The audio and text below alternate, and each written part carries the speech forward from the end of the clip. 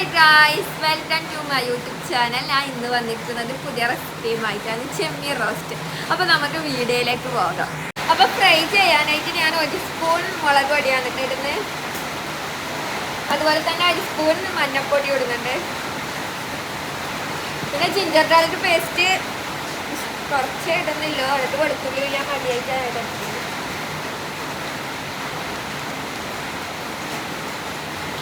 ഇനി ഉപ്പ്, ആവശ്യത്തിനനുസരിച്ച് ഉപ്പ്.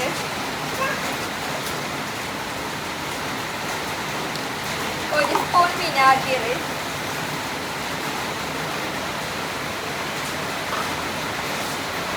പിന്നെ നമ്മളെ മല്ലിച്ചപ്പില്ലേ, അല്ല സോറി, കരിവേപ്പില ഇടാൻ മതി. കറിവേപ്പിലെന്ന് അറിയില്ല, പക്ഷെ നമുക്ക് കരിവേപ്പിലെന്ന് അറിയില്ല. പിന്നെ നമുക്കിത് നന്നായി മിക്സ് ചെയ്തെടുക്കാം.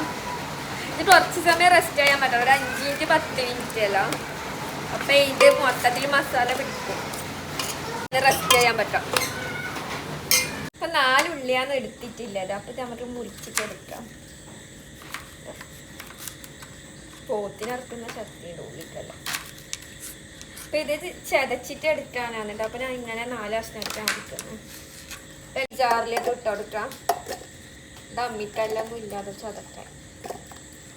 ഇഞ്ചി, വെളുത്തുള്ളി, പച്ചമുളകെല്ലാം ഈ ഇതിലേക്ക് ഇടാം. പിന്നെ കറിവേപ്പിലയും. അപ്പം അരച്ചെടുത്തിട്ടുണ്ടെങ്കിൽ നമുക്ക് ഇത് വഴറ്റിയെടുക്കാം.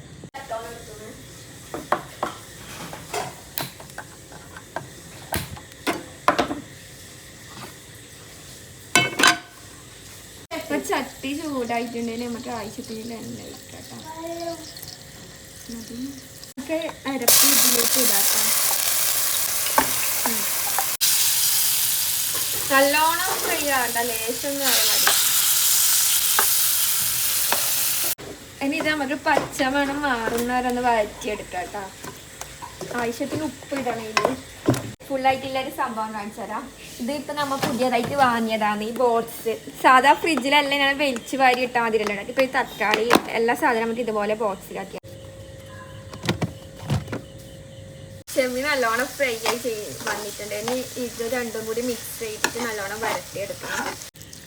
ഇവിടെ ഉമ്മ പത്തിൽ ചൂടാൻ വേണ്ടി പത്തിൽ വരട്ടുന്നുണ്ട്. അപ്പം ചെമ്മീൻ റോസ്റ്റ് പത്തിലാണ് നിങ്ങളുടെ സ്പെഷ്യൽ. ഉള്ളി നമുക്ക് മിക്സ് ചെയ്തെടുക്കാം. ഭയങ്കര ചൂട് അതൊക്കെ പിടിച്ചിട്ട് കോരിയിട്ട് ഇടാനേ പറ്റുന്നില്ല. രണ്ടും കൂടി മിക്സ് ചെയ്യാം. സ്പൂൺ സോയ സോസ് ഒഴിച്ചു കൊടുക്കാം കേട്ടോ. 1 സ്പൂൺ ഫുള്ള് വേണ്ട. അതുപോലെ തന്നെ ഗ്രീൻ ചില്ലി എടുത്തില്ലേ,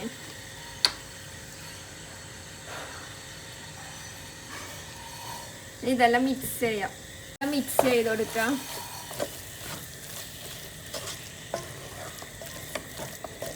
ഒരു സ്പൂൺ കുരുമുളകും കൂടി ഇട്ട് കൊടുക്കാം. ഇനി ഇതെല്ലാം ഒന്ന് നന്നായി മിക്സ് ചെയ്തോട്ടോ. ഒരു 5 മിനിറ്റ് മാത്രം ഇനി വെച്ചാൽ മതി.